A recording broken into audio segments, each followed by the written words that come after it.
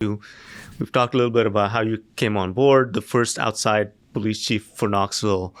And I don't think you brought anyone with you or formed your team. Like there wasn't one of those LeBron James deals where you got to pick and choose from different cities. Like you inherited. All internal, yeah. You inherited KPD and all of its pros and cons, right? So tell me how that went, because to me as a leader, right, if I were to walk into another company and become CEO, man, I'd be like, who's got knives out for me? Like these people have been here forever. How am I going to win them over and fulfill my mission? What was that like? It was tough, and there was some knives out for sure. But I mean, I think the bigger thing is, it's easy in a bureaucracy for someone I say I want this done, and it gets slow walked. And that was a challenge in the first year is, they needed to know that, I meant business and, I was about doing things quick. And, that's one of the things that was a little tough with the transition coming from New Orleans to here is, down there, we move really fast, lightning speed, because you had to. And Knoxville moves a lot slower. And there's a lot of value in that. Yeah. But I'm also, naturally impatient, and so I think that was pretty tough. But, overall, the hard part was finding my team, finding that balance, right? I had a lot of really, really good people here, but I needed people that would complement one another well and complement me well. I have strengths, I have weaknesses.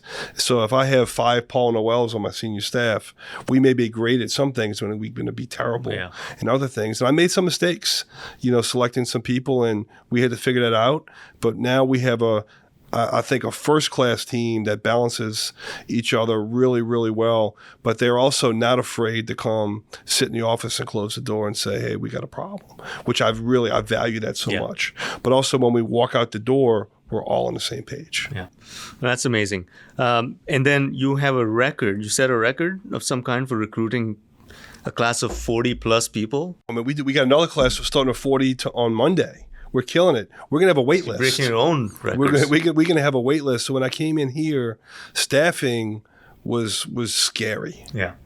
So not only did I come in with the scary staffing levels, with a third of the department eligible to retire. Think about that. Yeah. But also at a time when it was not one of the most difficult times in the last couple decades of hiring police officers. Yeah. And we are shattering recruitment records. We're going to be fully staffed this year. We have a wait list to get on the police department here, a waiting list. You know how exciting that is to have a waiting list? We're going to be turning people away. Yeah, I know, because last year we were talking about how do I get people to apply? And we're having so many applicants come in. In fact, I was talking to the young man that's running my recruiting today, and we're actually building on explorers now, which are like middle school kids, because like we've really shored up like the pipeline, the short term. We looked at recruiting from short term needs, midterm, and then long term, which is like these middle school kids. And we're now really working on that now because we're doing so well, but we're not letting off the gas. I want to be turning away hundreds of people a year and only selecting the best. That's amazing. And this is despite the fact that the sheriff's office has a bigger paycheck. No, we make more than them. We do. Yeah. You changed that. Right? Absolutely. I mean, you went to council with that. We did. So we've had, since I've been here in 3 years, we've had 2 significant pay raises in 3 years, which is really good. But we start off about the same, but because of the cost of living and step increases we get after 5 years, we love our friends at the sheriff's office. I don't want to say anything bad. No, they do great stuff too. They do good work. Yeah. Tell me about the training, right? You've got a great training center. You've put me through the ringer in there. But what I didn't get to do is the virtual simulator that you put in. And tell me about that specifically and how it helps you quickly train and bring people that I would call them, street ready. Yes. So we have a new virtual simulation system, and man, it is impressive. In fact, I was just telling somebody a little while ago, there's a school shooting simulation on there, and when you watch it, you feel it.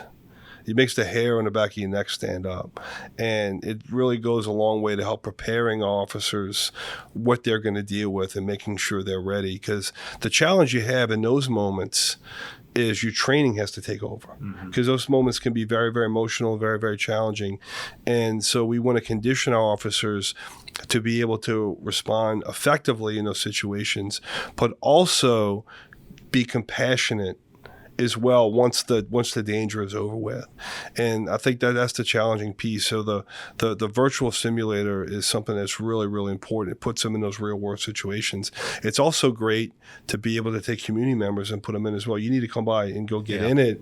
But I was just talking to the advisory committee that the police department has, and I was telling them, like, you guys need to all come up and run through this, because it's easy to go watch on TV and say police officers shouldn't have done this or they should have done this, and then you put them in the system and then they make a whole lot of mistakes and other things like that because the emotion kicks in, right? So it's important for people to know what it's like to be a police officer. That's why I tell everybody to go do a ride along with a police officer and go see what it's like to go work that shift. It's not easy. I've done a few, and the things look, you see. And like we asked too, like these young men and women, you know, they're in their early 20s, and we put them out in complex situations. And it's really so impressive. And, you know, we talked about the hiring in the future. The future of policing is hiring these young men and women who could think on their feet, that could use technology, that can make decisions, that can problem solve. It's such a challenging job. And you think of the technology that they're going to see in the next 5 years. You know, you see this in your business. Technology is making a quantum leap right now with generative AI and everything, and it's changing their profession so much. And these young men and women are going to see this in the next 5 years, 5 to 10 years. They're going to be launching drones off their police cruisers in probably about 5 to 7 years. Watch. No, 100%, if not sooner, right? Yes. And you'll be doing a lot more with AI in terms of analysis, watching videos, pointing things that the human might miss. Lots of applications. So just think about like a police officer, and I could get, you know, nerd out on this all day. Go. But, you know, one of the challenges that an officer has is they don't have enough time to process the information that they have available.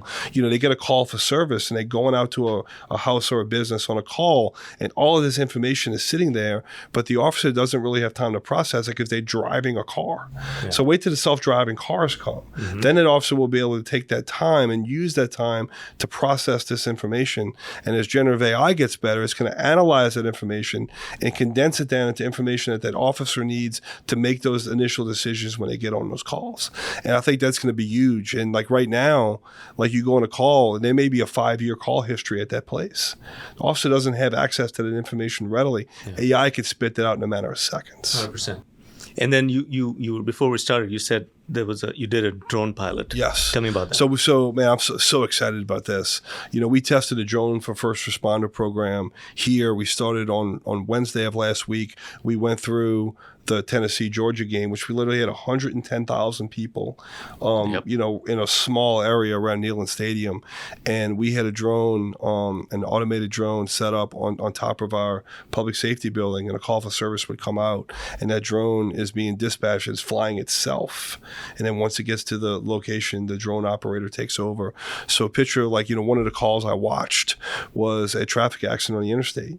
And the drone operator is telling the officer what on-ramp to get on, because if he gets on the wrong one, then it could be an extra 5 to 7 minutes to get to that call. And sometimes when people call in those accidents, they think they know where they're at, but they give bad information. And if you're on the wrong side of that on-ramp, it really could delay our time. And we had other calls where, you know, we had a dangerous situation, and the drone is is giving the information to the officer and what they're seeing so they can formulate a plan for when they walk up to make sure they do so safely. It's amazing to see that. On game day, we moved the drone over to the UT campus, and we had it up there to help us with traffic direction, to check the rooftops to make sure there's no bad actors further away, which we know is a major issue now, to make sure everybody going to that game is safe. So are drones an extension of dispatch, or are they part of your team? So they're part of our team. So we're building out a real-time information center. We just acquired new software to really help manage all of that data system. You were a big part of us getting the right software package for us. So we will have picture on game day here where you have the city population doubles almost in for about a 6-hour period.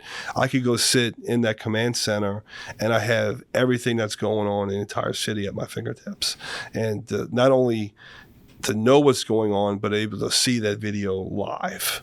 It's so exciting. So it's in pilot phase now, but you can see it deployed. Yeah, in the next couple of years. We did a demo, and we'll be pushing hopefully to acquire the technology next year. The procurement process is fun, as you know. It's necessary. It is. Okay. It is necessary. But we'll be going through that, but it's something that I really believe that with this technology, with all technology, you could be an early adopter, you could be with the pack, or you could be trailing, and early adopters are already out there now. Yeah. So it's time for us to get on board. Well, the flip side of that, though, is early adopters making bad early choices are also failing. Yes. So I think you're in the sweet spot. We are. Testing it right, and it's going to work out. Tell me about change management, right? We've talked, again, another sort of foo-foo philosophical thing, but it's so important because you're trying to get buy-in on not just your programs, your philosophy, your technology, across generations. Like you mentioned, 20-somethings coming out of the academy, but you're also working with 30-year veterans that need a little more persuasion or hand-holding to do these new things. How do you bridge that gap? Change management is something that, I wish I had the right answer to. The biggest thing that I faced in my 3+ years here is the pace of change, right? We have an organization, $80 million budget, 500 or so employees. And, when I first came in, we pushed fast and we moved so many things so quick. And I could see the change fatigue in the organization. So we tried to do it in waves. And I would love to sit here and lie to you and tell you I had this big scientific method all figured out. But a lot of it was really by feel. And we would push a lot of change through. We would let the organization get used to it, breathe. Let them breathe, and then we would push more change through.